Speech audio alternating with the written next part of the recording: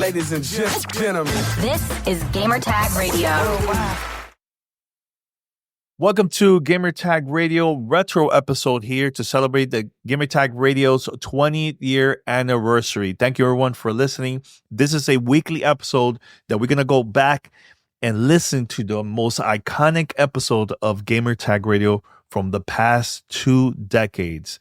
You're not going to find this anywhere else. We're going to play some audio from back then about us having debates, discussion, maybe an interview that was really iconic from back then, funny moments, or launch coverages like Xbox 360 launch. We could go back also from the early days of my pre-GTR days when I have also content during those days too, in the early 2000s. We're going to have a lot of content that we're going to be posting throughout the whole year to celebrate 20 years of a GTR. So first of all, just want to say thank you for everybody celebrating with us. We're going to have surprises. We're going to have all kind of cool stuff here on the show. So make sure to go right now to gamertagradio.com, post your comments and feedback, listen to our past episodes, and make sure to go to your favorite podcast app, subscribe, follow us, and also post your review. If you like this type of content, or maybe you guys have some requests of some old episodes, please let us know on our Discord channel or post a comment here below of this episode and let us know, is there anything that you would love to hear on the future episode of a GTR? Let us know.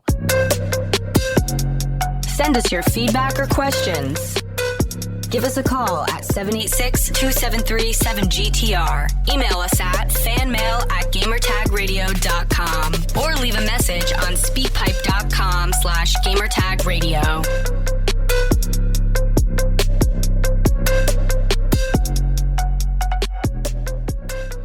So for this episode, I'm going to play an audio that actually Paris was the one that requested this. He's like, hey, we should play this audio that was recorded way back in the days. This is from an episode called Press versus Community. The reason why this is a very important episode was, at the time when this episode was released, there was a lot of discussions about, companies inviting some of the content creators at that time, or just press, or maybe companies are now just focusing a lot on just working with press and not community. It was like a lot of things going on. Plus, a lot of the people were saying that the only reason why we were getting all these interviews and so on Gamertag Radio was because of Xbox, and that wasn't true. It was always either me and the team. The whole team will be contacting folks and so on. And also Paris at that time, he had his own podcast called Uncle Gamer. So this was before he was even part of GTR. So this was released back in August 10th of 2008. That was a very, very long time. We were here in Los Angeles for Mercenaries, one of the Mercenaries games. I think it was 2.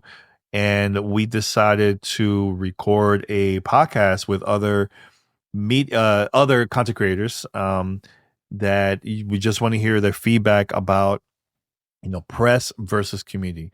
And once the episode was out, the conversation was so big. Like, people were either agreeing or disagreeing. Like, the debate was really, really big. And it was a lot on social media at the time.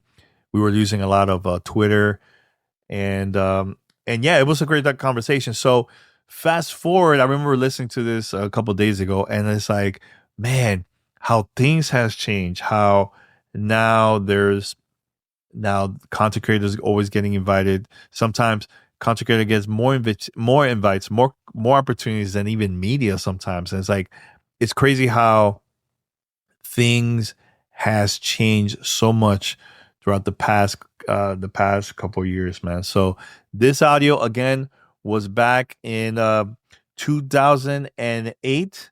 So let me see, when is the... So that was This was recorded 17 years ago. So one person that was also part of the podcast, he was just there visiting because he also got invited to attend the event, was Ryan. He started working at the time with Marvel. I believe Paris said that this was when they started working on like the Avengers or Iron Man. I can't remember exactly. With this was so long ago, but I think it is important for you guys to listen to this episode because it's one of those like iconic episodes. I think the conversations were really good. You get to hear young Paris, young Danny, young me. And I just want to hear your thoughts of this conversation overall. This is a very long audio. I believe it's an hour and 30 minutes or so. But check out the roundtable discussion. Let us know your thoughts and post like on either Discord under the comments below or social media. Let me know your thoughts about this conversation. So enjoy this GTR Retro episode. There's going to be more coming up in the future. Let me know your thoughts. All right. So enjoy this old school episode of GTR. Until next time. You're now attuned to the sounds of Gamertag Radio. Gamertag. All right, we're live over here in Palomar. That's the name of the hotel here in Hotel Palomar. But in Spanish is Palomar. Yeah. See, I'm talking my Spanish for your non-speaking Spanish. Palomar. Make it easier for you. All right, so we're live over here in LA, and I'm here with a couple of community members from the Xbox / gaming community. I have here Mr. Paris. What's going on, Paris? From Uncle Gamer, talking about games. Hola. Inside Xbox. Not really. Hey, why you always clowning me on that, man? I'm just saying. Look, that's not Inside Trix Xbox. told me to look at her, and that's what I did. Okay. Why you make fun of me? No, on I'm that just saying. You were nervous. Say you were nervous. I was nervous. I admit it. Okay, there you go. Look nervous. All right. All right, and we also have Deaconblade. What's going on, Deaconblade? Hey, what's up, Godfrey? What'd you call it? The hotel name? Palo Mar. We're here at that place. Yeah. Yeah.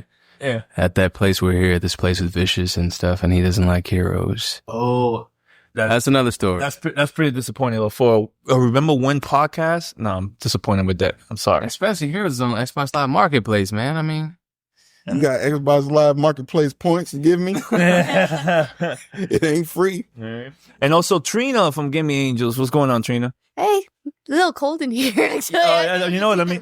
Yeah, go for it. Go for it. Let me put the AC a little. I'll edit this. Tell people about their road, man. Yeah. Yeah, I guess I'm not the Trina was like, "Oh my god, I'm getting cold." All right, so today we're gonna have a little roundtable discussion about community versus press. That topic been coming up a lot for a while now, especially this year. So I don't know. Let's start with Paris. Paris, I know you have a lot of things to say. What's going on, man? What's in your in your mind right now?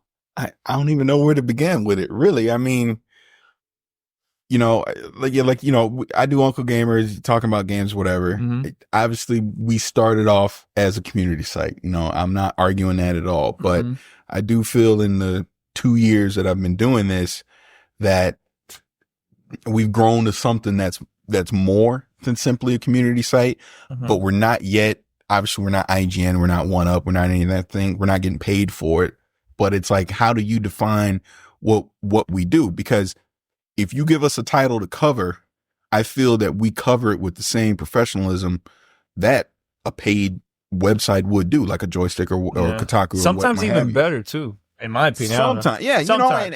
And I'm not trying to hate on a paid site. Hey, those cats get paid to do this, so they get the ultimate respect from me. But I think part of the problem is, where do we go from here? Because like we said, the game's changed. It is not like it was a year ago when we were doing this. It's changed, and I do this for the love of it because I like to talk. You know that I like to talk all the time, and I don't want to quit doing it. But if all of a sudden, let me put it this way: Microsoft, Sony, whoever, they still support us. It's not that we don't get support. We just simply don't get the same support that we got a year ago. But let's say worst case, they stop supporting us altogether. Where does that leave us? Because like we were joking earlier, I can't afford all these damn games that are coming. It out. is, yeah. You know, my pocket only goes so far. So I guess that's like the starting point. It's like, where's the community going to go? Where are we going to go as far as the community? Deacon, what about you, man? Well, I think it's something like, I think it's real simple, actually. I mean, community versus press. I mean, I think it's, getting paid. You know what I'm saying? If you get paid, then they just say, okay, well, he's press or whatever, because it's like Vicious was saying. I mean, it's not any disparity between your coverage as opposed to being a community site versus an IGN or a GameStop. You put up videos just like they do. You put up a review just like they do with the score system, yada, yada, yada. You've got millions of people coming to your site. They've got millions of people, maybe more millions. But I mean, it's all the same thing. And I think that from a Microsoft standpoint, it's like you getting paid. I mean, you're not getting paid to do this, whereas IGN is. Because, I mean, just bottom line, we're all doing the same stuff, covering events. We're here at EA right now. I mean, IGN's not even here. So what would make them different than us? I mean, because we do the same thing. I mean, this is an exclusive thing. We saw stuff today that they haven't seen. GameStop hasn't seen it. Well, none of these people. So, I mean. But the sad part is like, we can't talk about it at all until one of those major sites get to see it and post it first than us. Getting paid, we're not. Right. Yeah. And I think that's just really just a cut and dry part of it. They're getting paid by whomever they're getting paid by, and we're not. We do it for free. So we need to stop doing this for free. I know, right? Yeah. Trina, you're pretty new in this. Like, what do you think about the whole press versus community? I think it's a fine line. I think a lot of blogs, when they're only like one person and it's one person's thoughts, I think that's community. I think it's someone who's doing it for themselves and for readers. And, I think what we have and what we're doing and going to events and stuff, reporting, I think it's press. I think it's valid. I don't think, I think it's a shame we're not getting paid for it. But again, it's coming from a place, well, until we get paid, it's coming from a place of our heart and as a fan. And hopefully that doesn't change when you get paid or whatever. But, I think we have a different approach, which is why people come to our site versus an IGN or something like that. For me, the worst part of it is like I'll have news up before, a big site does, but I don't have the ability. If there's a rumor, I won't put it up at all, even with the rumor stamp, because I'll email the place and be like, hey, can you talk about this or whatever, an aspect of this? And they'll go talk to a Kotaku or somebody before they will talk to me. Then I'll get an email at 5 p.m. that day, but Kotaku's already broke the rumor and countered it or whatever, the statement. And I'm like, I wrote you at 8 a.m., dude. Like, you couldn't have gotten back to me with 2 words, or no statement even, which is typical. But so it's still so unfair balance. But I do believe, like, as press, if we're going to start to consider ourselves as press, we need to be a little bit more hard hitting. We need to maybe grow up too. And I think there's still too many community sites or blogs. To me, I have a problem with blogs, really, that are just kind of like, this is the best, yay! Instead of an in-depth analysis of like what something is. Graphics still seem to rule someone's mind on how a game is, and it's not about graphics anymore. It's one of the components of many that make up a game, and it's to me, it's the reviewers have lost a lot of credibility because of that. And you were about to say something before? Well, no, I mean, just kind of going on more what she's saying, talking about blogs, like. Let's call them fan sites, because that's really what it is. When, yay, this game is great, this, that, and the other. I'm going to use Microsoft as an example here, since like 3 of us here were like Microsoft MVPs, and probably will be one day, but I'm just using Microsoft as an example here. Microsoft has obviously shown us a lot of love. I don't think any of us can deny that. We've all gotten that, but the big problem is you have too many fan sites. You have too many podcasts out there. The market has been way oversaturated from what it was, especially when you started. And even when I started, then you started. I mean, there's like 800, 1,000 websites out there. So the problem becomes, if we're not press, and we got a special guest coming. If we're not press, but we're really not just a fan site, we're kind of in the middle.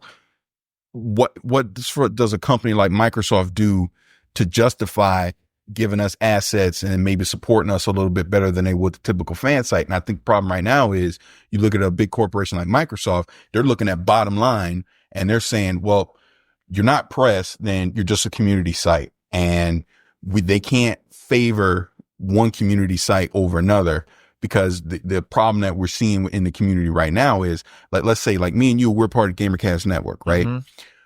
We have the stigma of maybe Microsoft favors us a little more than some other sites, simply because a couple members of like the Gamerscore blog came from us. You know what I mean? So it almost puts them in a bad situation of they have to purposely kind of not support us as much as maybe they would like to, because they like what we do, because they're going to get other sites blaming them for, hey, you're favoring them because, you know, that's your boys, or that's your friends, or whatever. So it's like, I don't even want that. Like, I'm a part of Talking About Games. Nelson Rodriguez is a part of Talking About Games, but he's in a unique position of he can't support us. He can't, because it's favoritism, and I don't want that. He doesn't want that.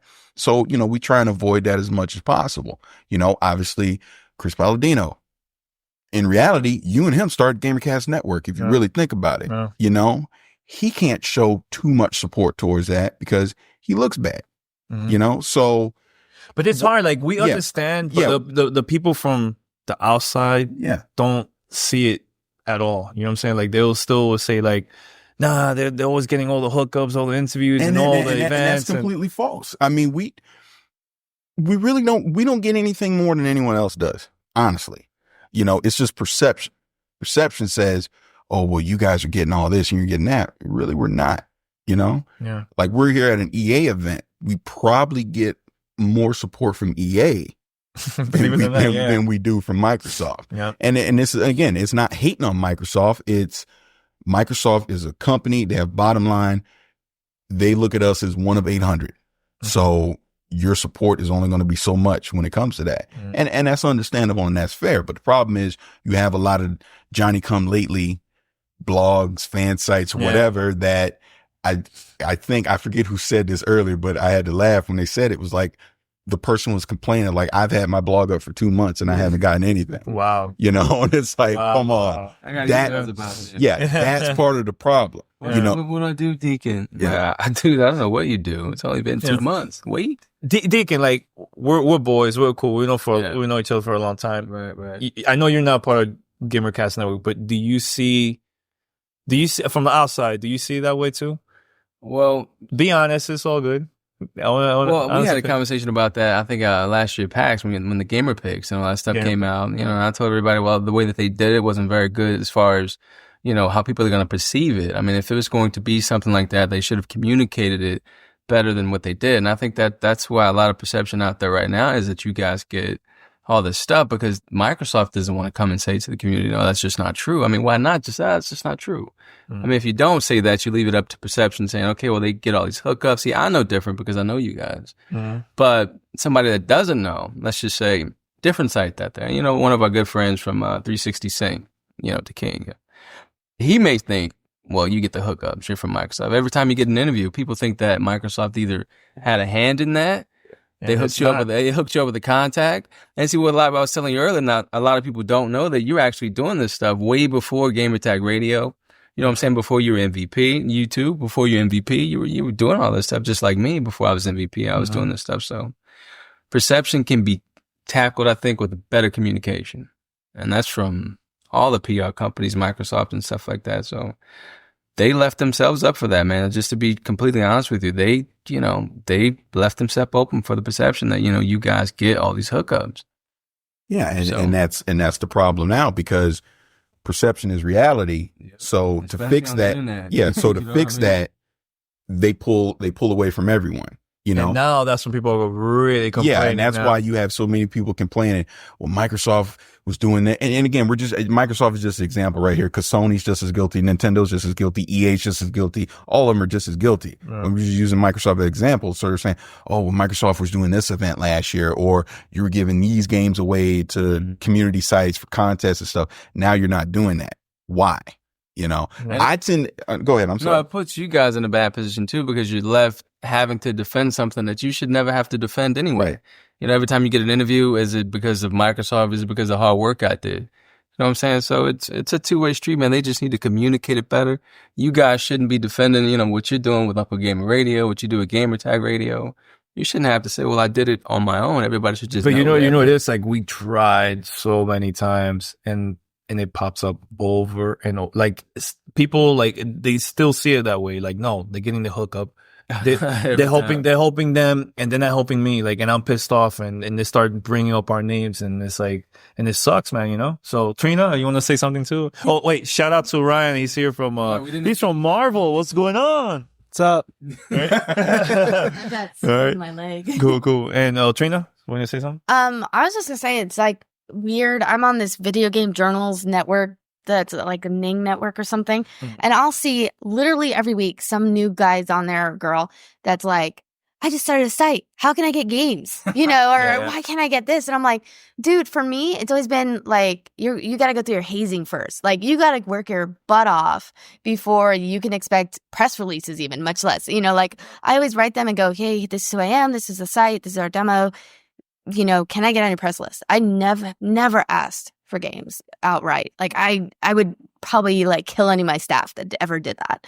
And it's just like earning their respect, showing that you're writing articles, showing that you've got people coming. It's always about numbers in the end. It's always about numbers. And the thing is like people who might be accusing you of something don't realize how much work you've put on the back end. I mean, I've only been running the site for 2 years, and it's a everyday 12-hour, you know, it's like, it's your life, it's your baby, it's what you breathe, you know? And so I think people just saying that are really jealous who are looking for an easy way out, because I just think I've seen you guys in the room with Microsoft asking questions, and you're not soft. You are hard hitting on them. And so it's like that, those relationships that they may conjure up don't exist like that. And I think that's really sad. And I think, that somehow the sites that are legitimate need to somehow figure out how to weed out the people that are to end that so that big companies can be like, okay, we trust you guys, and it's not like, oh, I just started a site, so I want games now. Thanks, you know. But I mean, what motivates you to keep on going?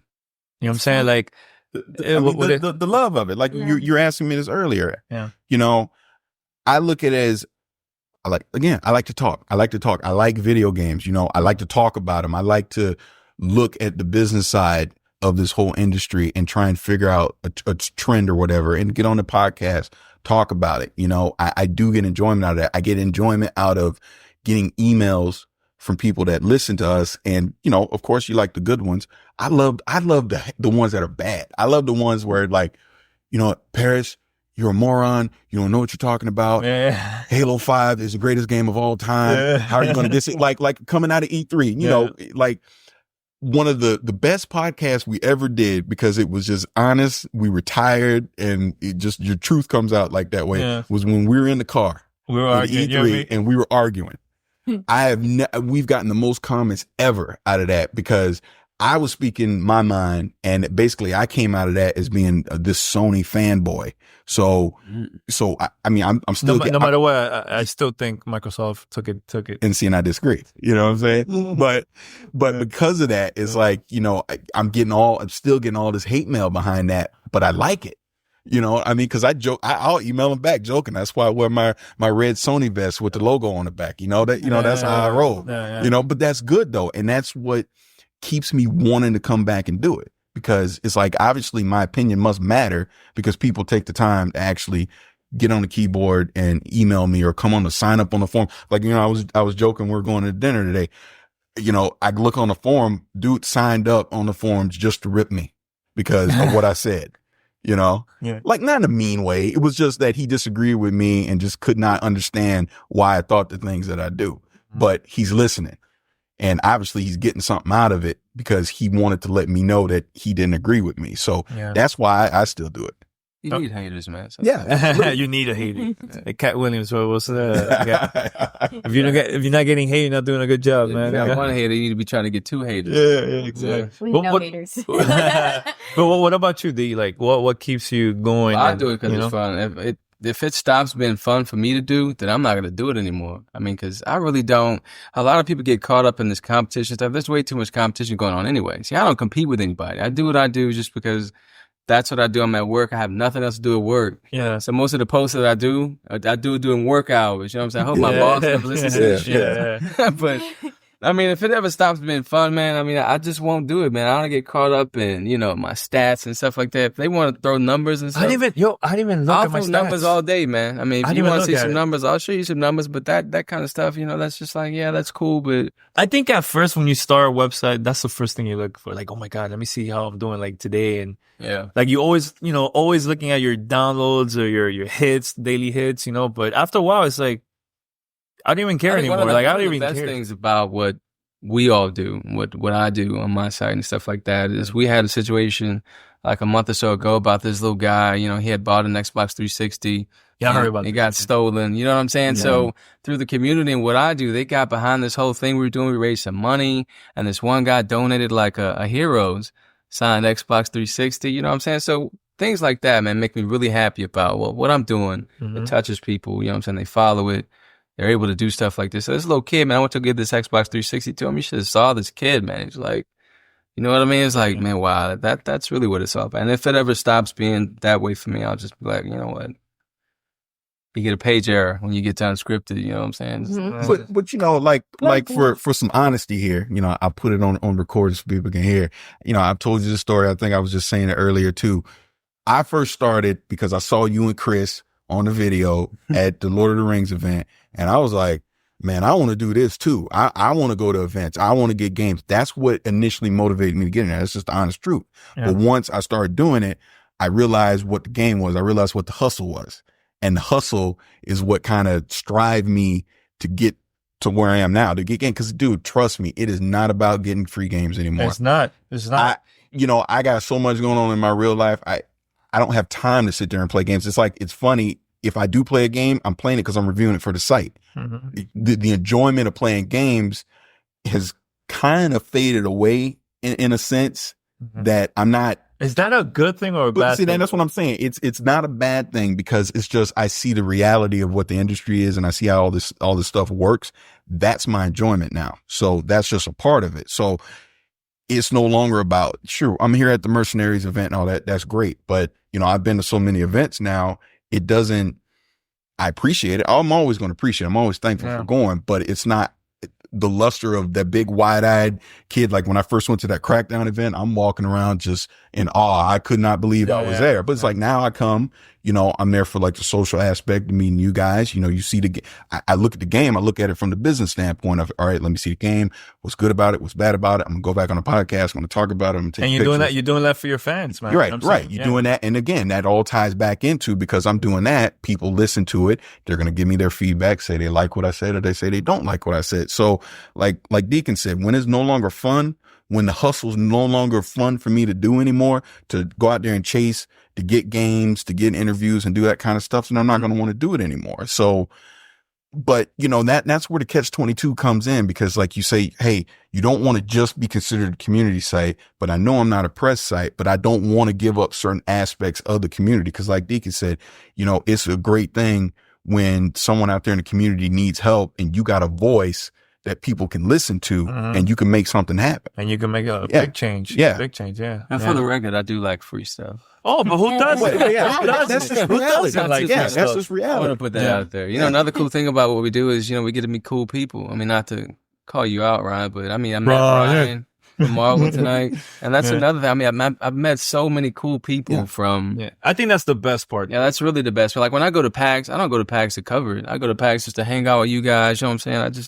That's why I do it. But it's always good to meet cool people too, man. I've met like tons of people from Gaia, fucking Capcom, you know what I'm saying? Just people I would never have done, just being at my house watching the internet. So yeah, it's always good. But yeah, and that's even another thing. Like you say, just meet certain people. Like I said, 2 years ago, I was just Paris the gamer. You like to play Xbox or whatever. You might see with no friends online. Yeah, no friends online, whatever. But I might see like a Jeff Keighley or whatever, like back when he was still in G4 doing that show, or, I might listen to One Up and, hear Garnet and all those guys. And it's like, now I've actually, I've met these people. I've talked to them, I text them or whatever, like they actually respect my opinion. They know who I am. And then that's still like a trip to me. Like even you, dude, and I know as stupid as it may sound, You, You always you- say this. yeah, dude. I used to listen to Gamertag Radio. He doesn't listen anymore. He's already sick. Yeah. I'm too big time. I'm too big time for that. No. You listen to his show. Yeah. Listen to me now, right? No, but you know what I'm saying. Yeah, I know. You and Chris, when he was at DreamStation.cc, I used to put that on my iPod and would be at work listening to it, and would be like amazed, like, oh man, this gaming thing. Wow, this is just, this is so cool. And it's like, here I am now. You got a microphone in my face, and I'm talking to you about it. So that kind of stuff still trips me out, and I love that. Like even Deacon, it's like Deacon. I listen to Deacon. That's a cool cat right there, man. That's a cool brother, and it's like, and it all flips around and you get to meet those people. So to me, I still have that starstruck part of it where I may not show it, but in the back of my head, I'm like, man, this is kind of cool. you know? So I don't want to lose that. I definitely don't want to lose that. So I hope that you know what it is, man? Like personally for me, like I love this, man, but I get so stressed out like with the work, and then people that I know start like, talking, and it's like behind my back. You know what I'm saying? I take it personal. I'm gonna do that. It's pretty hard to control, but it's hard, man. After a while, man, because like I'm here like sweating, working hard to try to get interviews and go to events with my own money. Right. Sometimes, of course, we go to like free events like this. Right. But after a while, it's like, damn, should I keep on doing this, man? You know what I'm saying? Like, I don't know. Sometimes I think about that, man. Is it different for you guys when you have like come in an open site? Like my site kind of has a real core purpose. I started the site because I had a game magazine tell me that they didn't want to hire women to write about games because of the hate mail they might get. And that day I was like, I'm starting Gamingangels. We had 10 girls start up for that day, and I just have that whole thing of exposing what women think about games, and we highlight women who work in the industry to try to encourage people to go in the industry. But your sites, does that get hard? Because for me, I always have that core, versus do you guys have that kind of core where you're like, you always have something to go back to? As the passion of why am I doing this, other than my love for the gaming industry, Female fans for some reason. This is Gamertag Radio. Voicemail at 786-2737-GTR.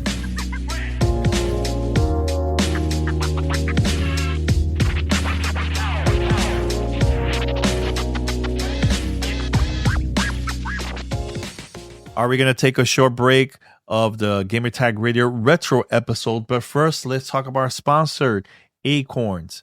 Every year we see people starting with their resolution, New Year resolutions on like working out, stuff like that. But only 8% of the people will stick with their resolution all year long. But here's the thing. With me, I'm going to stick with it. I want to learn about, make it easy for me to automatically invest. So there's an opportunity for my money to grow. And I discovered Acorns. Acorns makes it easy to start automatically saving and investing so your money has a chance to grow for you, your kids, and your retirement. You don't need to be an expert. Acorns will recommend diversified portfolio that fits you and your money goals. You don't need to be rich.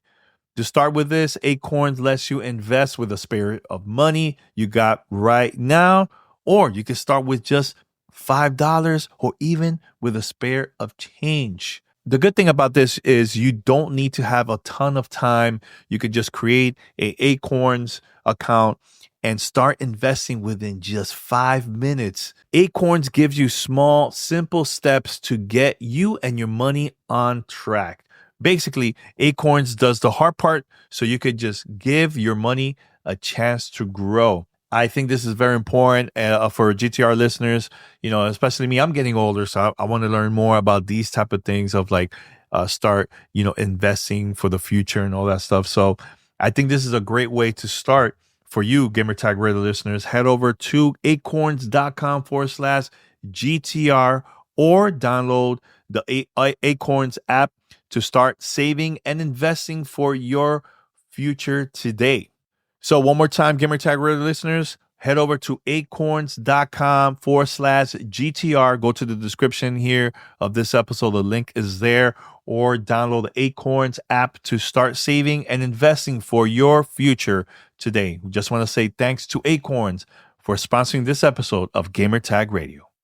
Paid non-client endorsement. Compensation provides incentive to positively promote Acorns. Tier 1 compensation provided. Investing involves risk. Acorns Advisors, LLC, and SEC Registered Investment Advisor. View important disclosures at acorns.com/GTR.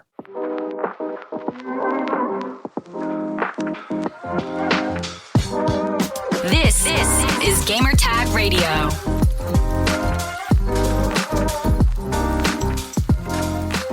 Oh, you're the pimp now? That's it. The Deacon is the pimp now, right? Yeah. Dude, I have no idea why it is, man. But I get like tons of emails from like women gamers, man. You know what I'm saying? Talking about they listen to the show. And the funny thing, he doesn't have that many pictures online. That's funny. I don't know what he got. Got the voice, man. It's the voice.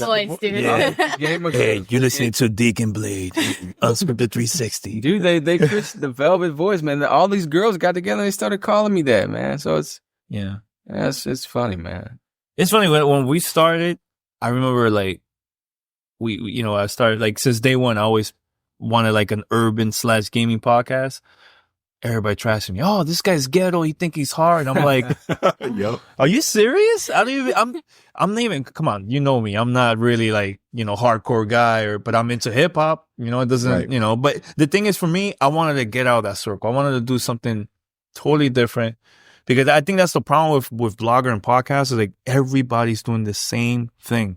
Yeah. If you're not doing something different, it's like it gets boring after a while. Like I always say this, like back in the days when hip hop, like in the early 80s, at the time everybody was doing the same exact thing. So hip hop wasn't taking it to a next level until Rum DMC came, Rakim, and all these people. Like it changed hip hop. So I feel like that we should do the same thing with podcasts. We gotta like take it to another level. Got to be different. You know what I'm saying? So everybody does a podcast, and that's the problem, man. Yeah. And I try and tell people, you know what? Everybody doesn't have a voice to do a podcast. Everybody doesn't have, you know what I'm saying? Like I do my show unscripted. I don't go into it with a plan or anything like that. Just straight up freestyle. You know what I'm saying? I'm just like, this is what I do. And I've been doing that for such a long time. Nobody really believes that, but I'm like, dude, I just go and I just started talking, man, because it's something that I'm passionate about doing. Yeah. But not everybody has a voice. Like I was listening to one podcast. I'm not going to tell you, but I was invited to this podcast, man. And it's like for 2 hours we sat on the show, man. I'm just like, you can't be serious, man, that you're sitting here talking like this on the pod. I was just like, so the gaming is coming out. And I'm just like, bro, come on, man. You can't have people listening to stuff like this, man. It's going to kill people, man. You know what I mean? You're going to mass suicide, this boring stuff. So, I mean, it has to be different, just like you're saying, man. Nobody can just be, like I told you once before your intro, to the Xbox Community Awards. You know what I'm saying? When your show comes on, it's different, man. It's just not somebody playing a piece of music. You got the cuts, the mixes and stuff like that. I don't know how you do that. The guy. That's all my people. But it's different. That's what I'm saying, man. It's different, it's man. catchy. When you hear that, you're listening to his show, man. Everybody's just not made to do it, but everybody does do it. So it's like everybody's like a rapper. I don't know, not bro. good.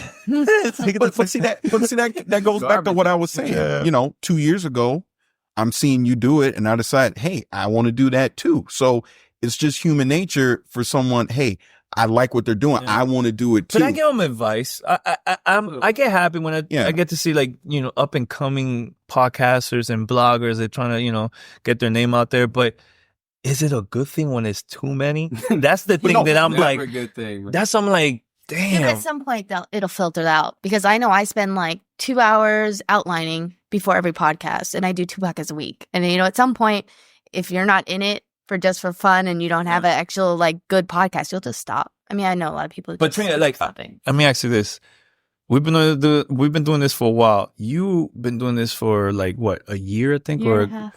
So how you got your name out there, and now you're like going to events, and like for those that they want to come up to and they want to start doing their own website and everything. How was it for you though to get your name out there though? I got insanely lucky that I won a trip to E3 through Sony with my concept for Gamingangels. Okay. So I took that trip to E3, and it was when it was huge spectacle, and I went around and gave every single PR person my my business card and was like telling about the concept of the site. So right off the back, I had PR contacts before we started the site, which was really cool.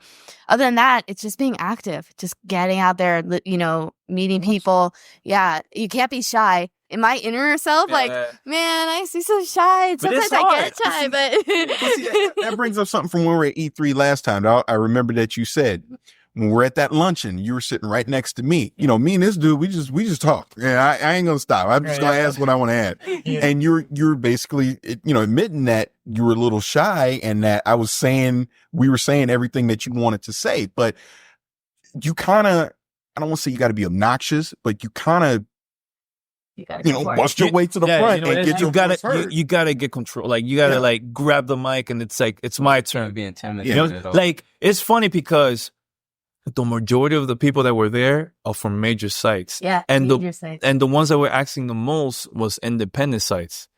Yeah. They were like writing down our questions and answers the whole time. I don't know if you noticed that. No, they weren't. You know what I'm saying? So it's like we were doing their job. They're just chilling, doing, writing down everything that we were saying, Like I'll give you another example at that spring showcase, because remember they break you up into groups or whatever and you go around to the different people. I remember I'm sitting there with Itagaki with Ninja Gaiden 2 and I purposely I don't want to talk because I always feel embarrassed. Like, man, you talk too much. Just shut up. Let other people talk. So I'm like purposely just wanted to do like this and not say nothing. I mean, you could have hurt crickets. So I had to say, screw it. And next thing you know, I was asking so many questions to the point where if I didn't say something right away, Itagaki would look at me like, are you going to say something? Are you going to ask me something? Because I guess that's just my mentality. I can't help it. It's like, if I got a question, I'm going to ask. I've always been that way. The thing for me is that I read, like you said, you came from like listening to Godfrey. I read everybody's site. I grew up, reading everyone's site. I listen to podcasts and stuff. So these are people in the blogger room that I read all their shit. And I'm like, oh my God, I like adore these people. And then like, I want to come up with something witty or a good question or, like something, I don't want it fluff. Nobody wants to ask fluff. And so I always feel like, wow, what if I stutter and that keeps me from asking the question. It's like, I want to ask a good question because I feel like it's like they judge your caliber based on meeting you. I made many mistakes. I remember one time, was it E305? I went to a party and I was drinking way too much. And I'm like, John Pocaro from Microsoft. I'm like, John, come over here, man. I want to do an interview. I think I asked him the same questions 3 or 4 times. And he's like, you just mentioned that already. I'm like, oh, really? Oh, okay. Like, mistakes happens, man. We're a human being, but you just got to keep on moving, man, They remember stuff, though. Yeah. They remember stuff. Yeah. Because they remember your personality. Or I've had people come back to me and be like, oh, yeah. But again, like with you, and this is the truth. I remember when I went to that Crackdown event, the very first one I went to at Microsoft, you were not even there. And your name came up like 1 million times. That's the thing. Because you leave that impression. And that's not a bad thing because you're hungry, you're aggressive. I'll never forget Tony Hines was like, PR people will come to me. Do you know, Godfred? What's that? Yeah, who is this guy? It's like, cause you're aggressive, and you kept your name out there. So I don't think that's a bad thing at all. But again, like we're saying, we're talking about this problem that we have. For as much work as you do, where is it going to get you a year from now? That's the problem. I mean, we can do it because we love to do it, but what's the end game? Yeah. And the thing is, for me, I have a job. I got a lot of bills. I know it's the same thing with everybody here. And it's like, I got to take it to a level like, okay, I want to get advertisements. I want to get sponsors. At the same time, keep it community/press, because let's be real, we're in that level kind of. Well, you know what I'm saying? An example is Kotaku.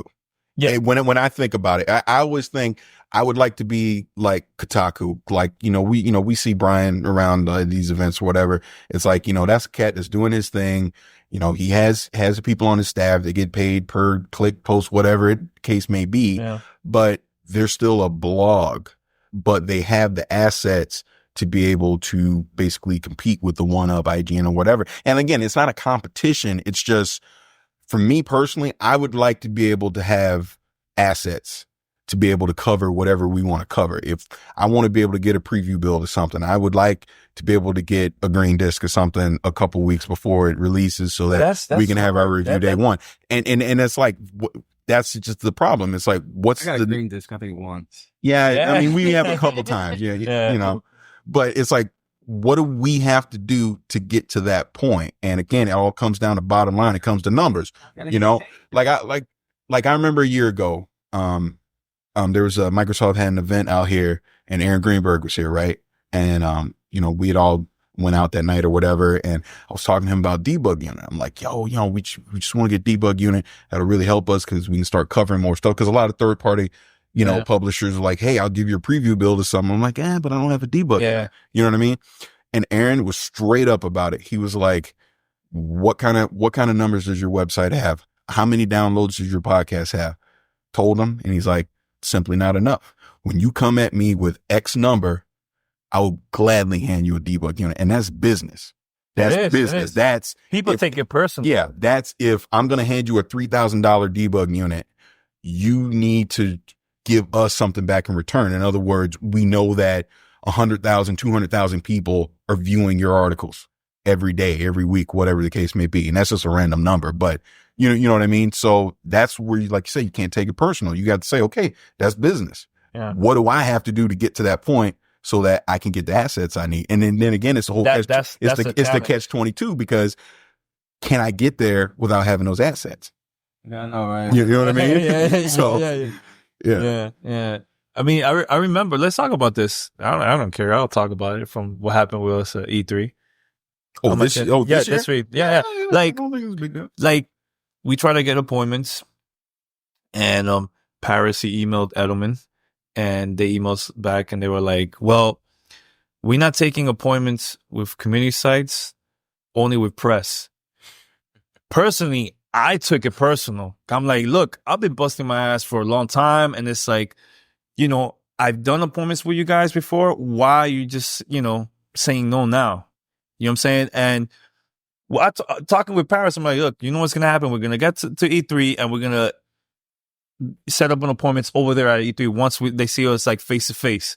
Like we wanted to go to the Gears of War party, Gears of War 2 party. And everybody's like, sorry, I can't give you the location. But you know what?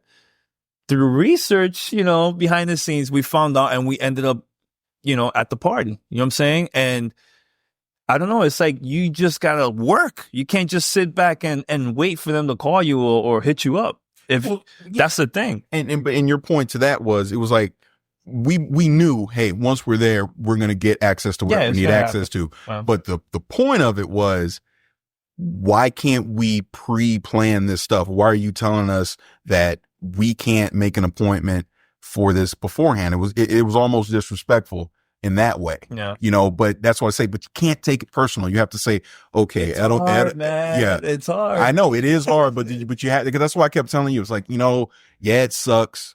We'll do what we got to do, but let's learn from it and figure out why this is happening. You know what I mean? Do you think it's going to change if you guys start getting paid for it? Like, what do you mean? Like, if you start getting paid, you know what I'm saying, for your site, for what you're doing and stuff like that, the way that Kotaku's getting paid, Joystick's getting paid. Oh, I get money, you know, with the Xbox Live Marketplace, I've got stuff out there. I get money from that. So I'm getting paid, you know what I'm saying, like every month, every 3 months, whatever the quarter may be, whenever Microsoft wants to pay people. Yeah. But, and I haven't changed at all. I haven't changed it. I've been getting paid. So, and the thing is, more. We get advertised. This what money. I was telling this to Vicious yesterday. I'm like, more opportunities is coming up with us.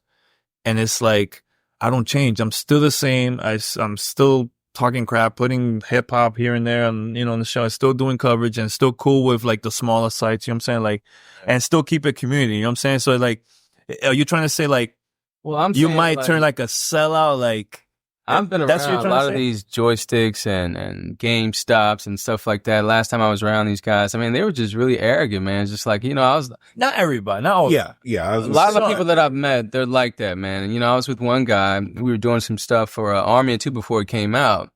You know, and I was doing my thing, and he was looking at me like, you know, what is this guy, you know what I'm saying, in front of me? And I was just like, man, look, you need to get away from me, dude. I'm like, you don't know me like that, man. I could be some ghetto thug from Oak Cliff, Texas, man. You know what I'm saying? Just because you work for GameStop, you know what I'm saying? I'm not gonna sit up here and bow down to you. Oh, you know hell what I'm no. saying? That's the way he was acting. Like, I'm from GameStop.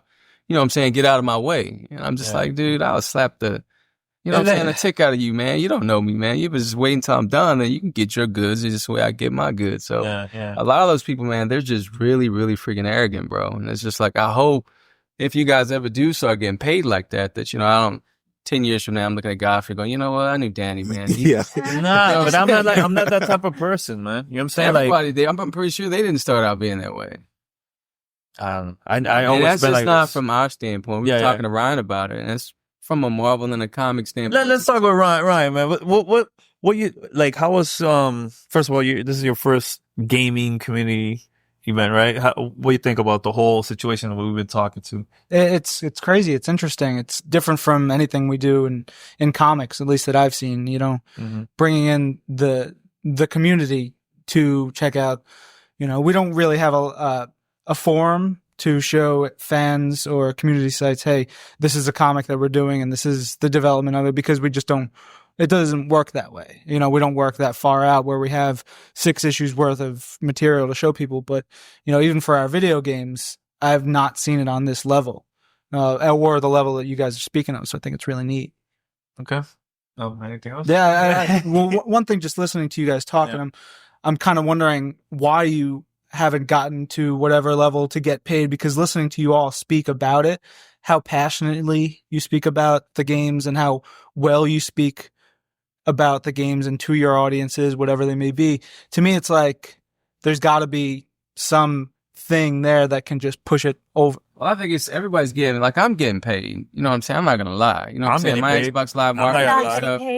You know what I'm saying? I mean, I get paid. I mean, it's cool. You know what I'm saying? It helps me to do stuff that I would normally have to do. You know what I'm saying? But we're not incorporated like a GameStop and IGN. We don't have like an entertainment on stock trade, New York Stock Exchange, and stuff like that. You get money from advertisers, sponsors. You know what I'm saying? I mean, you get paid, but you're not getting like paid. Yeah. And I really don't know what the step is. I mean, I'm not really interested in, you know what I'm saying, getting paid like that, to be honest with you. I have a job. It's a pretty good job, 9 to 5. But I mean, and I've interviewed for like EA jobs, Microsoft jobs, and stuff like that, man. When I wanted to do that, but man, I don't want to do it anymore. That may be different with you guys. I tell the truth, not me. Well, I really don't want that. I don't know. Well, and again, and that's the other thing. It's like, I'm in a situation like him. The job that I have, I don't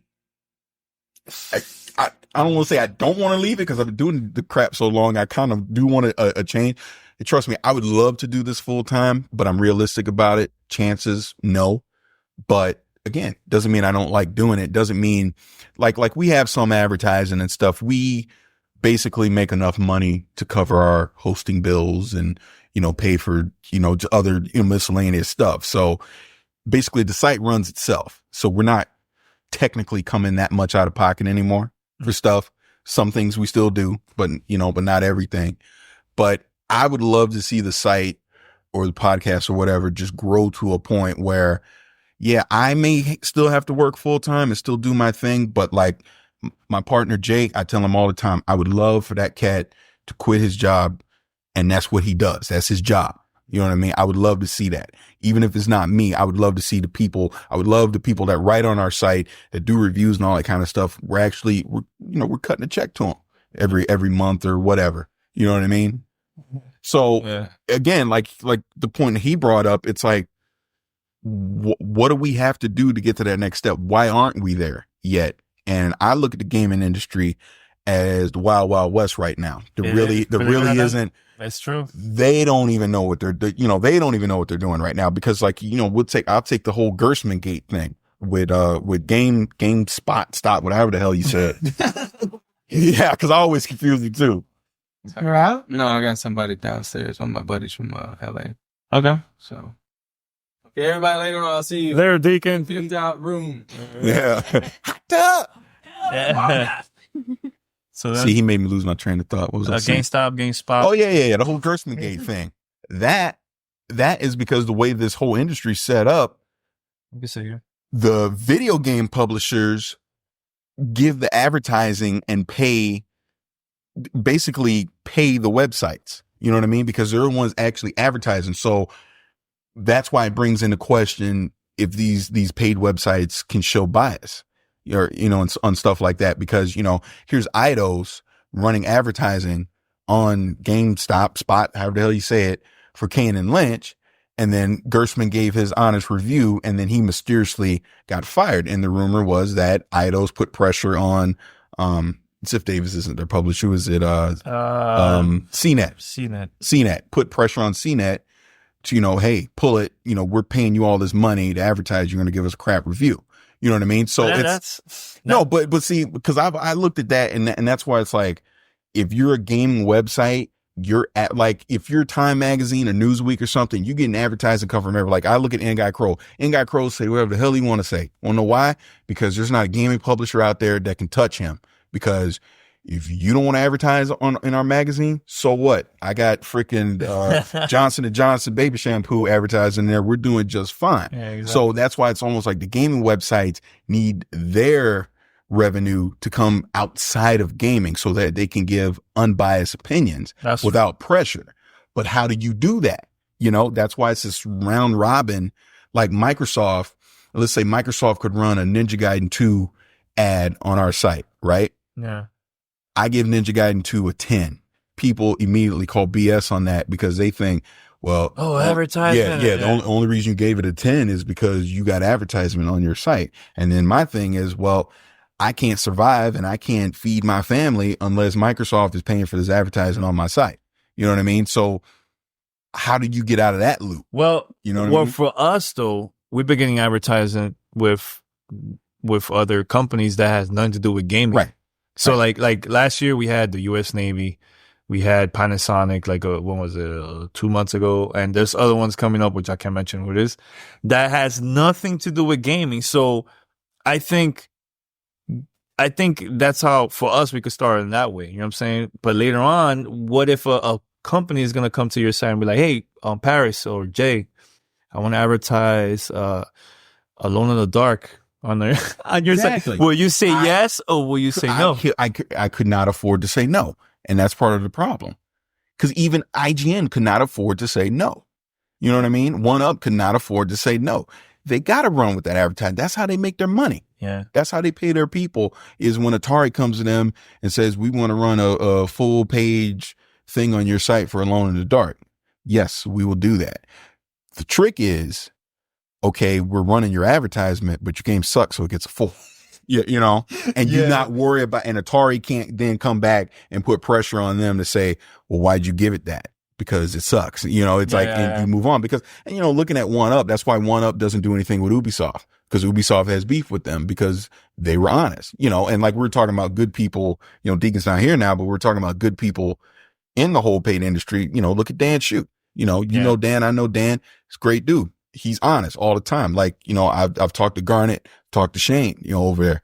Good dudes. I mean, Luke used to be there, but when Luke was there, Luke was the same way. Luke's at Bungie. Now he's a good dude, but now he's a part of the machine. So, you know, whatever. Yeah. But that's just what it is. And until you can completely 100% trust that the people writing these reviews and previews and doing all that, they aren't on the quote unquote take, then what's the point I'm trying to make here? The point I'm trying to make is you can't 100% look at their review and go, okay, I know that's unbiased. I mean, we might know that, but then people see stuff like with Gerstmann, so they have to question it, because the people that are paying their salary in reality are the people that are making the games. You know what's funny about that? Like last year we got sponsored by EA.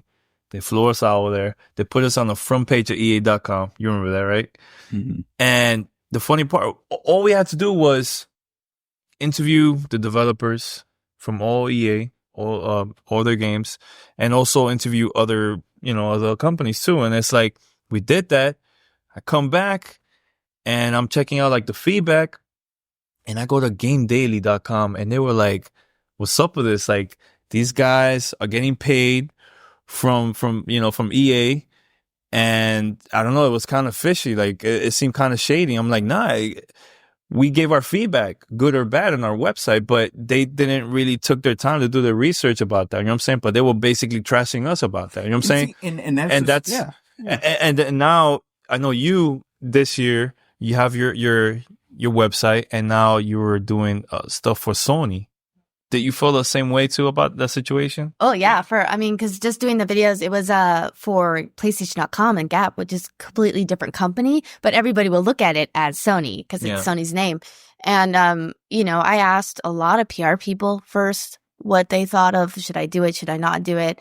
I didn't get paid. And basically, I just try to get honest opinions about, basically all we did was get information about the game. We didn't get to offer an opinion either way. So it wasn't like I had to lie, or they didn't ask me to do anything outside of what I would have done as for my site. So but it was a weird situation. I mean, you kind of really do evaluate it over and over again. Like, is this right for me to do this? Is this, and for us, it was the exposure, and the people on my site, I asked them first too, what they would think, and they all supported it. So it's all about saying, telling the truth to your readers and listeners, like tell them straight up, look, EA, they brought me here, nice hotel. I have a nice room over here, really nice.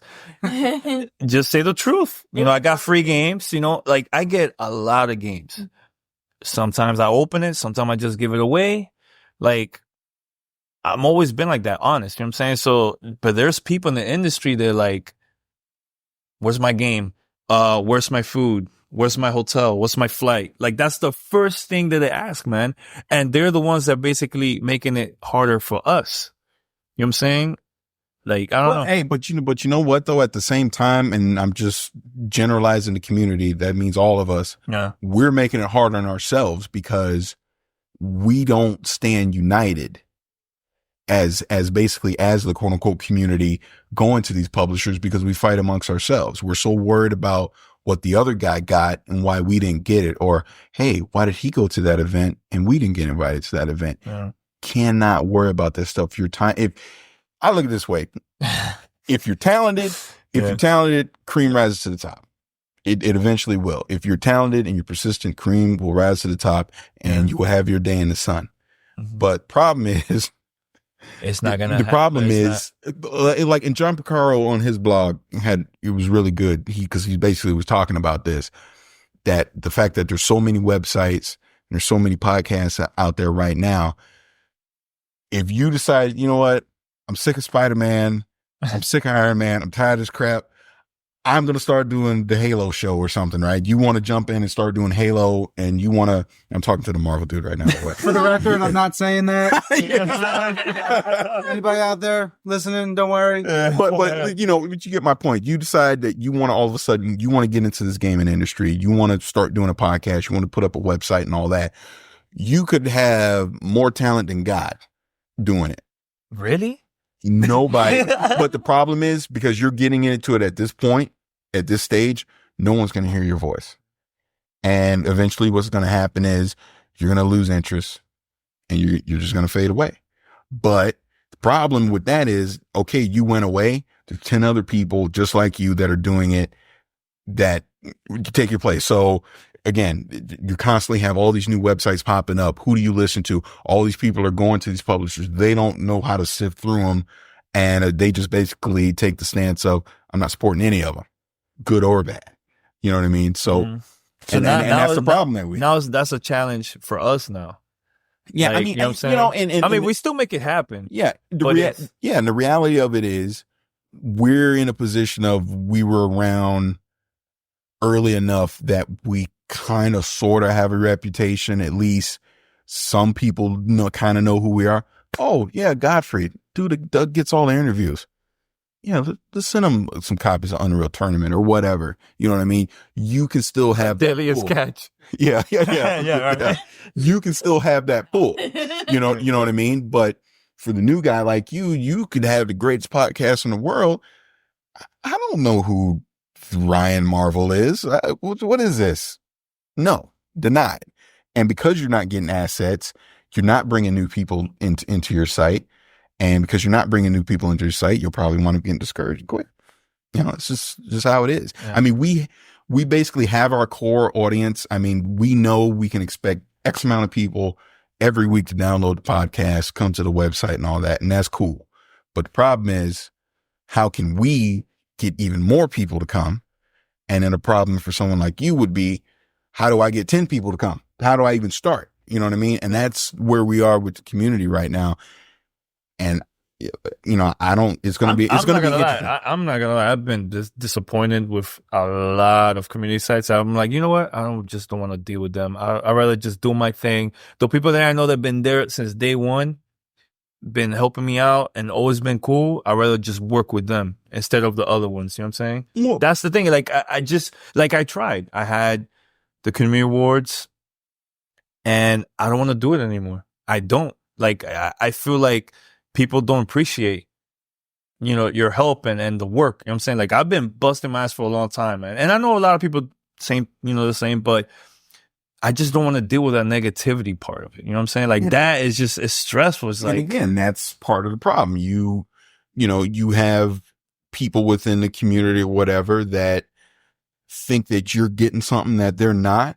So instead of just working hard to try and get the same thing, they raise a stink and they show the negative side of this. And then when you have these publishers that see that, oh, well, all they do is fight amongst each other. So why should we be throwing anything their way? Yeah. You know? Yeah. So, Trina? I've just seen in the female gaming community, I've seen a lot of backstabbing. I mean, it's horrible. And but it's like we're the same too. We get at a place, and I'm not where you guys are, but you get at a place and you're like, hell yeah, I'll help you out. You know, I'll help you. What do you need? You know, that kind of thing, or help you if bounce ideas off of.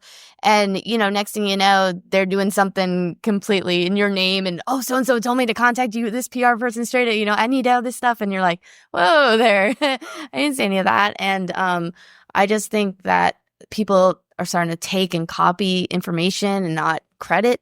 I mean, credit is like a big issue. Yeah, so that's a whole other story. It's such a problem, and we're also willing. I don't think it's us, but I mean, it's like there's no policing. I mean, even for Leia Alexander, she now writes for Kotaku. She used to write for Gamasutra, and to me, she's one of the top tier female journalists, serious game journalists. She's awesome, and I found some guy on some random site completely took a full article she wrote, word for word.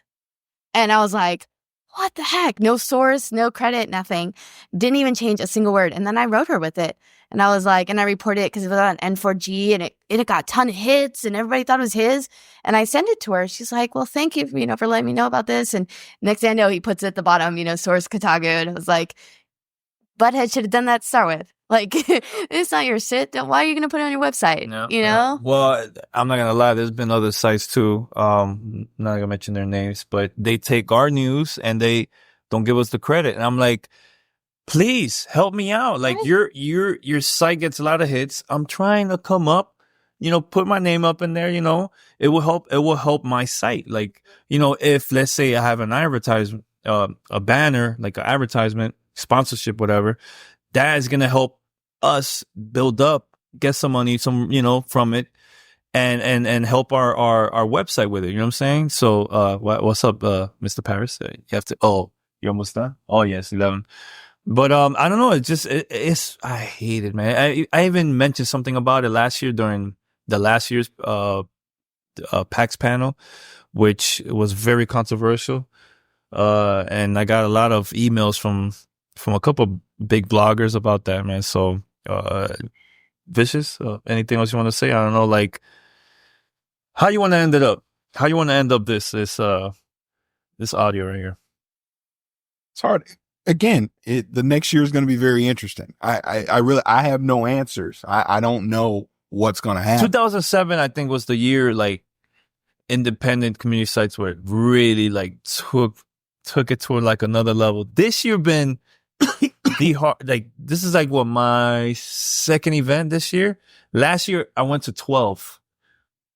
That's a big drop. Yeah, let me say this because since I have to take off, unfortunately. Yeah, we always have to finish this. The thing that I'm noticing is you have, you know, Microsoft, obviously with the Gamerscore blog, they do a podcast, all their video content, they're featured on Inside Xbox, etc. You have EA, you have Midway, you have Activision. They're taking They're going internal and creating their own podcasts and creating their own community personalities And their own to represent them. Yeah. So what that does is what they don't necessarily need us the way that they may have in the past. So for us, you got to adapt. It's like evolution. You got to adapt or you go extinct. So we have to adapt to that and figure out what our niche is going to be going forward. And, is either you get in where you fit in or you go away. So the thing that I worry about is just for average Joe gamer that really isn't into all this kind of stuff. All they know is they like Madden. So they put, that's real. They like Madden, so it's like when I was playing Madden, I noticed you can access the Madden podcast right there in the game. Wow. So they see that's now their source for quote unquote community Madden news. They don't listen when I say that it's a $60 roster update because they got the podcast right there in the game telling them how great it is. You know what I mean? So my worry is that this community, the quote unquote community, is just basically going to become commercialized and the real voices aren't going to be heard anymore. And you're just going to hear what EA wants you to hear about their games. You're just going to hear what Midway wants you to hear about Mortal Kombat versus DC. You're just going to hear, from Activision about Spider-Man, what they want you to know about Spider-Man, even though I'd say the Spider-Man game sucks. They don't care what I say anymore. You know what I mean? Yeah. And I'm just saying it like, negative versus positive, obviously, because there's a lot of games we like too, but you're only going to hear a corporate spin on everything. I guess that's what I'm, but yeah, you're going to hear infomercial. You're going to stop hearing negative things about it. You're going to have created, personalities representing, again, I keep saying Microsoft because they obviously are the biggest community people, but nothing against them because, I like Trixie or whatever, but all of a sudden Trixie is your face for the community. Nelson and Chris are your faces for the community or whatever. Not that that's a bad thing. It's just, and I don't say they can't be trusted. It's just, they work for Microsoft. So it's a business. So I'm just using Nelson as an example. Can Nelson say that Gears of War 2 sucks? He can't. Can he really say that? He can't. We could. And that's the point. Yeah. But if our voices are no longer being heard and they're no longer being featured, where are they going to get the real answer other than reading a review? So that means if it's going to get harder and harder, you're just probably going to stop eventually. I can't answer that. I don't know. I don't know. Again, that's why I said the next year is going to be interesting to see for all of us. Are we talking to nobody? It is the point. That's the point I'm trying to make. Welcome to Gamertag Radio. We have 3 listeners. That's probably the staff downloading it. I know. Yeah. My mom's the only person downloading. Yeah, but I don't know, man. I'm getting to the point that I've been thinking a lot, like, should I continue this or should I not? Like, I've been thinking a lot about that, man, lately, man. But once I see that I'm getting more opportunity, that pumps me up. Like, let me continue, but there was a time that I'm that serious. I think I was going to stop completely, man. You know what I'm saying? But, and again, I look at it this way. And this isn't meant to be arrogant. This isn't meant to be big headed or anything like that, even though I'm sure I will get emails saying that is what I'm being right now. But I feel like I'm a pretty smart dude. Like, I look at this whole game and stuff, and I think I have a pretty valid opinion when it comes to things when I see that. And obviously someone does care about some of the stuff that I say. And I would like the opportunity for more people to hear what I have to say. I'm not trying to be some star. I don't want to be some celeb or anything like that. I like to talk. Like I've been saying the whole time, I like to talk. Yeah. And, it would suck that everything that we've been building towards over the past few years gets torn down because of a business decision or because simply, a corporation says, well, you don't have enough numbers to continue. I can no longer support you. It's almost a thing of with all of us, like you kind of said, hey, I got into this. I got lucky. You know, I got lucky and was fortunate enough to meet people like yourself, Chris, or whatever, that helped me get to where I am. You know, we all need to get lucky again, or it's gonna go away. And that's just true, you know, and I hope talking on this podcast doesn't come off as, oh, we're whining or we're bitching or anything like that. I'm just speaking my honest opinion on what I see. And, you know, like I said, I love doing this. I don't want to stop doing it. I don't need to become a millionaire from this. I don't need this. You don't need a free game. Yeah. I don't need the free games. I don't need this to become my full-time job. You know, I'm doing just fine. I want to just continue doing what I'm doing, but I would also like to grow. I would like our site, our podcast to just be exposed to more people. And the thing that I'm scratching my head right now is to figure out how to do it, you know, and at the same time, you know, still be the person that I've been before, helping as many people as I can. You know, people come to me for advice. Like just now, I just checked my email. Someone was asking us, hey, what software do you guys use for your website? Because we're looking to start a website. You know what I mean? So I want to tell that person how to do it. I want that person to do it. But the catch-22 of that is, by me saying that, I'm actually hurting myself. So I'm going to continue hurting myself because I can't. That's just my mentality. I want to help people. So what do you do? That's a deep this is a conversation that could last hours and hours and it's never gonna end, man. You know, so wow. Trina, anything else you want to, or Ryan, anybody? Yeah, I'm just listening to everything you guys are saying, and I have a completely different perspective on all this, because for video games, I come in as the fan, you know, more than anything. And so looking at someone like Major Nelson or Trixie or whatever, they're the gateway drug to finding more of the community sites that may pique my interest. Like, I wouldn't probably have met this group or any of these if I hadn't first saw Major's Twitter feed and then saw someone from there and then saw someone from there.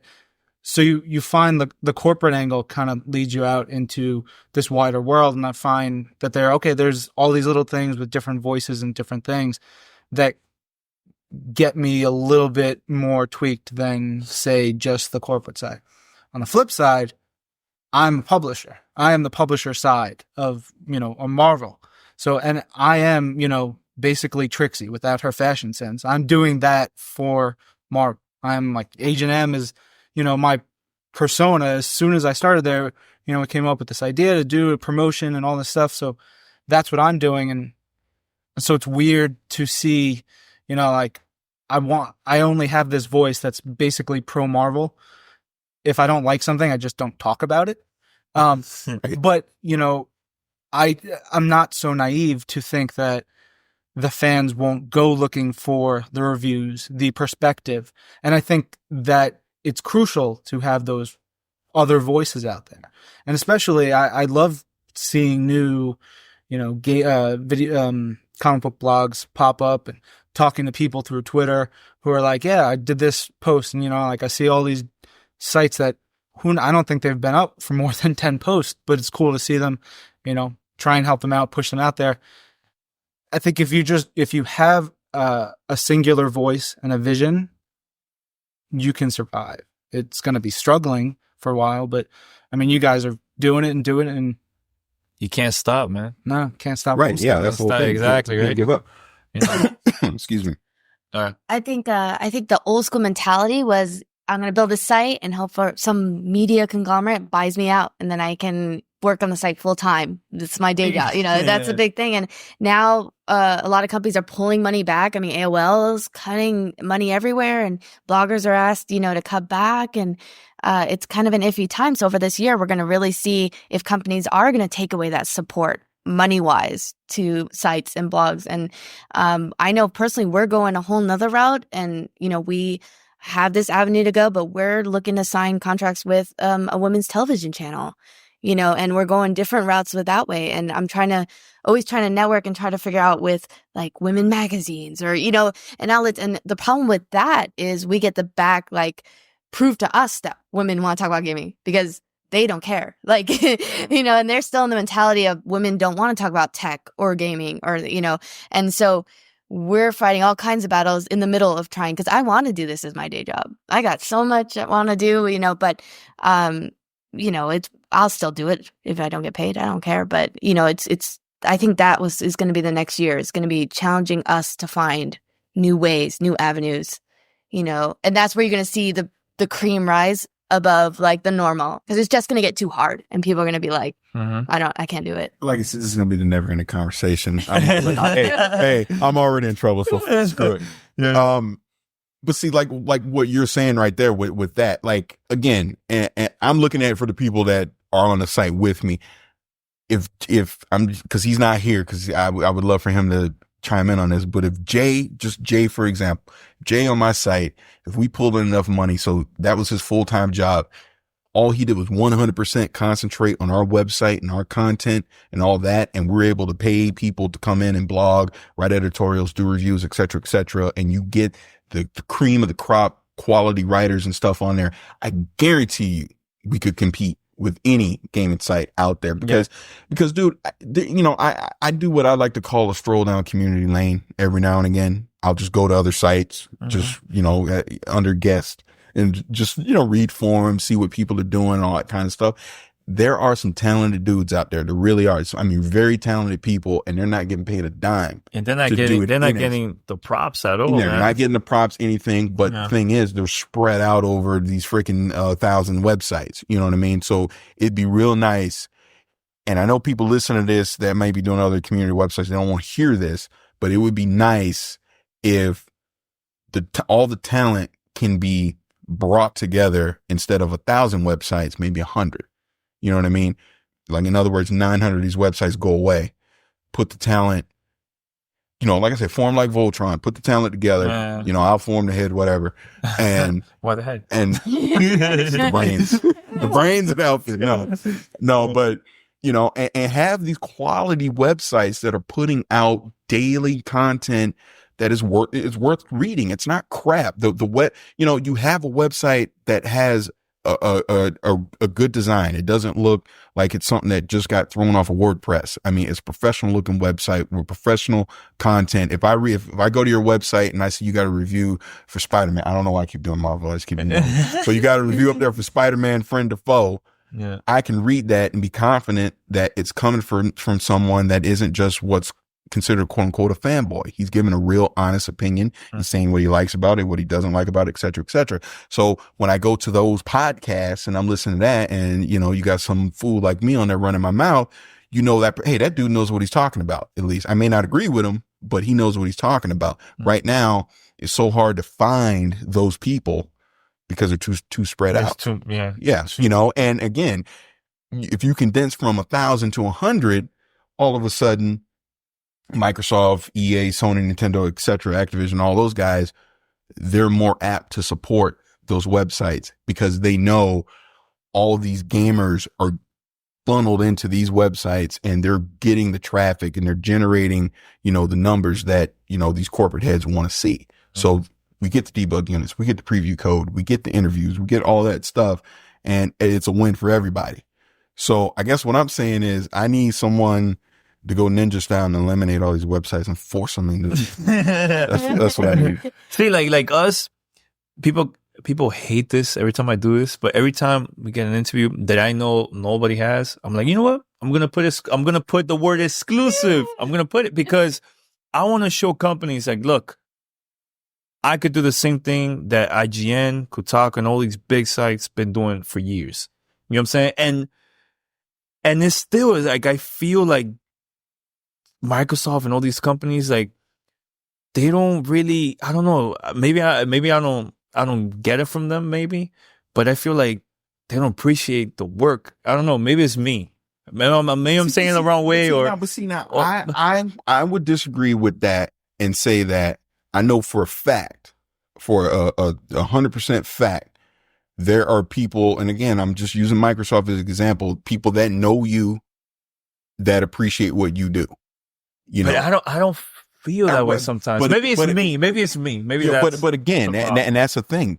It's a business, dude. You can't have John Picaro go on Gamerscore blog tomorrow and go, you know what? I love Godfrey. I think Godfrey is the best. I think he busts his ass more than anybody out there. Go to Gamertag Radio. No, I'm not saying for him to do that. No. But if he do, put a nice picture of me. Yeah, exactly. In that robe. Yeah. But that's the point. Again, that's where it comes, the public perception. All of a sudden, they favor just you. So then you have other nameless websites immediately posting comments on there, raising a ruckus. Well, what about us? We do a good job. We do this. We do that. You know what I mean? And again, and it's like, we need to get out of this whole hater thing. That's the biggest problem involved. If that mentality would go away and the community would galvanize and you basically unite or whatever you want to call it, I think you would see more people. Basically, here's what I'm saying in a nutshell. People need to stop being so thin-skinned. Really. Stop being thin-skinned. Just because you got to go see to the Gears of War 2 event and Cliffy B signed a Xbox 360 and gave it to you and you got all this stuff and you did all these things doesn't mean that you're necessarily better than the other website that didn't get to go this time, because maybe next year they go to the Halo 5 event and you don't. Yeah. You know what I mean? Yeah. Just wait your turn, be patient, and understand that they can't hook up everybody every time. And don't make it obvious online, please. Yeah. You look like a fool when you do that. And that's the problem, because when you have all that going on, you know what? If people are going to complain about it, we're not going to do anything for anybody. Yeah. Do you think part of the problem is turnover in PR? That's a whole huge problem. Yeah, I mean, I'll develop a relationship with someone and they'll move so that I'll keep, if they stay in the gaming industry, that's great. I've got them in the next place they move to. But then like the next person, it's like rebuilding from scratch. I mean, especially for a smaller site, they're just like, who are you? And you got to prove yourself all over again. And it's like, man, like Edelman, when they took over for Gamerscore blog and really kind of took over the helm of like scheduling appointments, the lady was like, who are you? Introduce yourself all over again. I can get you into this, but I can't get you into these things. And I said, you know what? That's fine. I'll build my relationship with you. That's not a problem. But to have to do that every 6 months is really and they always move around. They always move around. Like, perfect example, Alicia Kim used to work for Capcom, and we used to get games, interviews nonstop. She left the company, and I'm like trying to contact Capcom. And it's like, I don't get emails back. I'm like, are you serious? So it's like, it's getting harder and harder each day. Every week there's a new challenge for us, man, when it comes to that. You know what I'm saying? And Paris hit me up a couple months ago. He's like, hey, are you guys, what do you think of Capcom, man? And I told him the situation. He's like, yeah, man, I'm having the same freaking problem. You know what I'm saying? So now it's like, we went to E3 and I met the whole staff now of Capcom now. So I don't know if it's going to be easier, but the thing is we have to be out there. We can't just be like sitting and just emailing them and calling them. Like, no, you have to go to events. You got to like buy your flight, and go out there, man. Get your name out there. You know what I'm saying? Yeah, that's so. Yeah, exactly. Yeah, exactly. So, Paris, I know you're looking at your phone. You have to leave in a minute or... I think it's gonna be like a 2-part. Yeah, I mean, 2-part. I could continue with this. I really should be leaving, but I mean, it's just a subject. And say, I'm actually fascinated that you're here because, like you said, you're looking at it from the fan standpoint. Of he's talking about Ryan. For those that don't, I know. He's Spider-Man. I don't know. He's Spider-Man, but because you're just looking at it from the standpoint of I'm a gamer. I like to play games. Whatever, and we obviously are passionate about this because we've invested time, money, and effort into this stuff, so it's like for me, I could not just walk away. Even if I got completely pissed off with this, whatever, got frustrated, there's no way I could just completely walk away. Put too much time into it. And you've put in way more time than I have into this. You know what I mean? So, you can have thoughts of, hey, I just don't want to do this no more or whatever, but push comes to shove, you're not going to do it. Because you put too much time into it. Wow. Same for you. You know what I mean? And again, it's just a thing of it's gonna be an interesting 365 days. It really is. It's gonna be very interesting. We're gonna have the same conversation a year later to see what happens. Yeah, we should do that. Yeah. I mean, I think it'd be very interesting to do this a year from now and see where the community is now, because a year from now, there's going to be another revision to E3, because, let me talk about E3 for a minute. I gotta bring E3 into this, because, I mean, obviously, like you said, when you first got into E3, this one was still a spectacle. I had been going to E3 since 2001, and I was just going as Joe Gamer. My ass ain't supposed to be there, but I'm there anyway. Yeah. I'm all looking at the lights and just all excited. You know what I mean? And then the last few years, obviously, I've been going as, part of the media, I guess is the simplest way to say it. And this E3 just, to me, was just depressing. And the irony of it is, this actually was the best for being able to play games, to get interviews, to get access to everything. But having it at the convention center and knowing what it used to be was depressing. But I mean, that's really not the issue I'm bringing up here, because what I'm really saying is, like, you talk about the turnover with all the PR people, got to put a lot of faces to names at this last E3. And, you got to see a lot of the other quote unquote press there too. A lot of those guys are actually getting paid to be there and do all that kind of stuff. And, there was at a point, when we're talking about a little frustrating getting appointments, like with Edelman and all that, there was a point, I'd say, at the second day, I wanted to say, to hell with this. This is BS. Why do I have to put up with this? Why do I have to, it's like, obviously I'm good enough to be here, but I'm not good enough to go behind your little green curtain. Yeah. You know what I mean? So, where's the fine line on that? But we made it happen though after a while. Well, yeah, because that's what we do. Look, I was joking with Nelson about this, after E3, about the Gears of War 2 party. He actually brought up a good point. He was like, well, what did you get out of actually going to that? Cause we basically crashed the party. I mean, let's be real. Like, what up? We're like, we're going. Let's go. But the reality of it is, they did not want us there. Because if they did, they would have invited us. But we just decided we're going to go anyways. Now, we wound up getting interviews out of it. We got hands-on time with the actual game. I mean, we made use of our time being there. But the reality is, they didn't really want us there. And sure, we can make things happen and basically bulldoze our way in. But I look at the aftermath of it and think, well, what do I have to do so that they actually want me there? Why didn't they want me there? What is it that I need to do so that I can be there? And again, that's why a year from now, it's going to be interesting to see if perception changes with the publishers, with the PR companies, so that when we go to E3 next year, wherever it is, that this isn't an issue where we got to crash a party or whatever.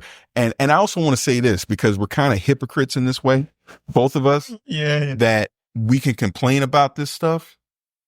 But then at the same time, and again, that's why I tell you, I'm very appreciative of all the stuff that we get, because think about it. Microsoft came to us, invited us to that luncheon. They didn't have to do that. Yeah. Me and you did the whole thing for Inside Xbox in Japan. Yeah.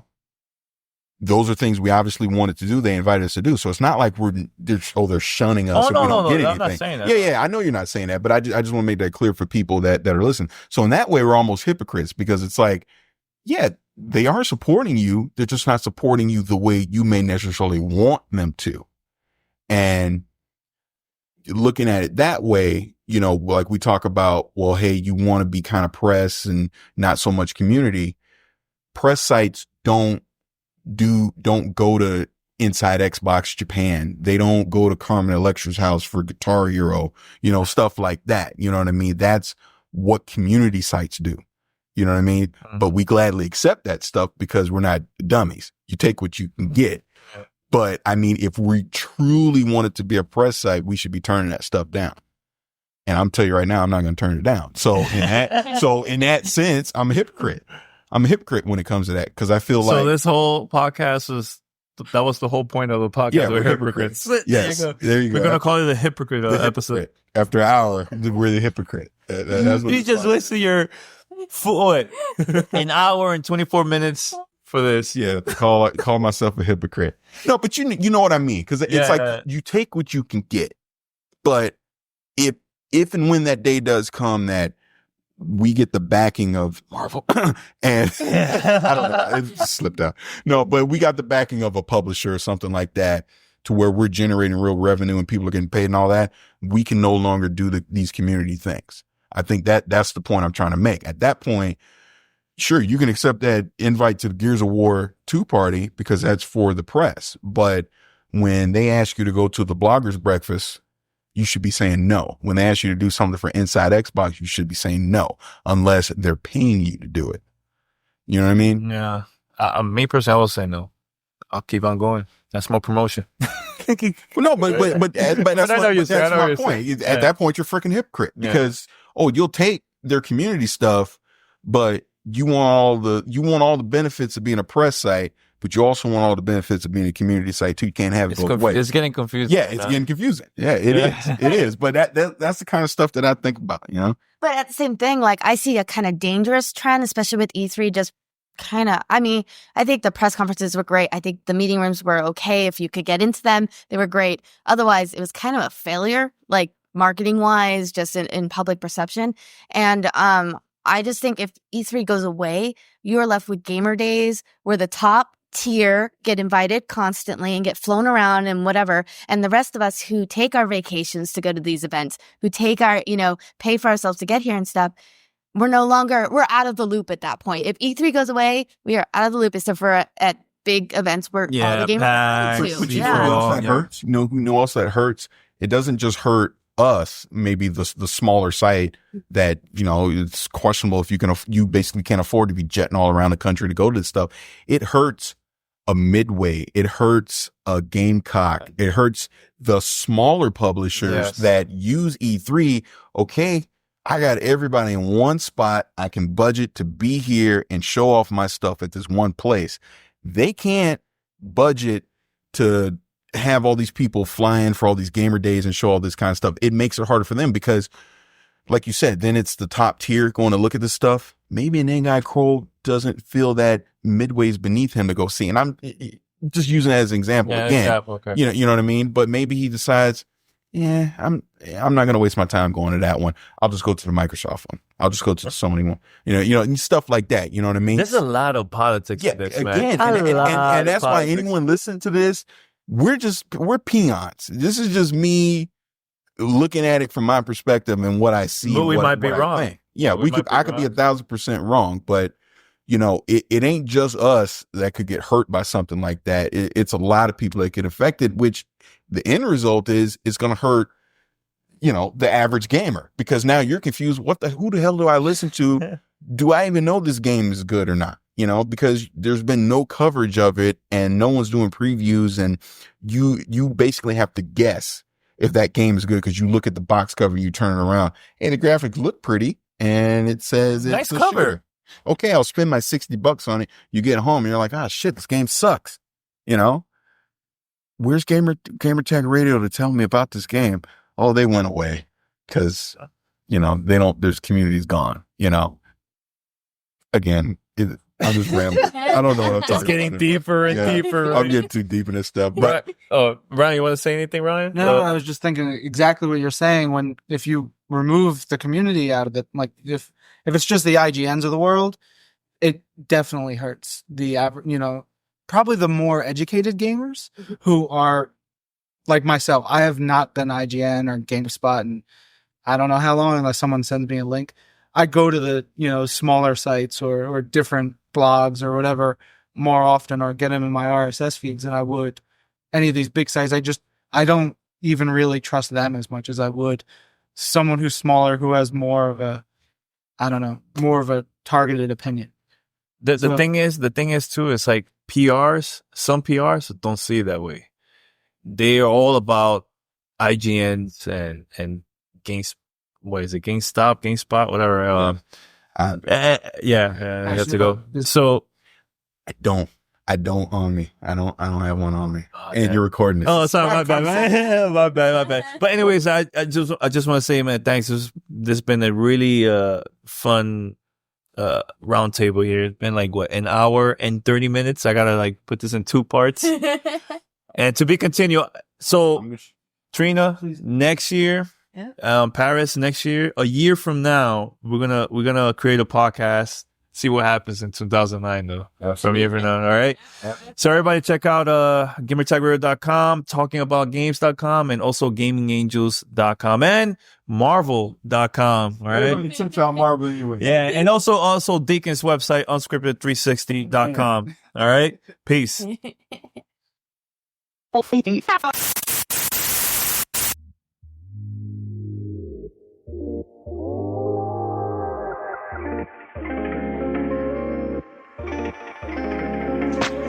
Thanks for listening to Gamertag Radio. Be sure to like us on Facebook and follow us on Twitter.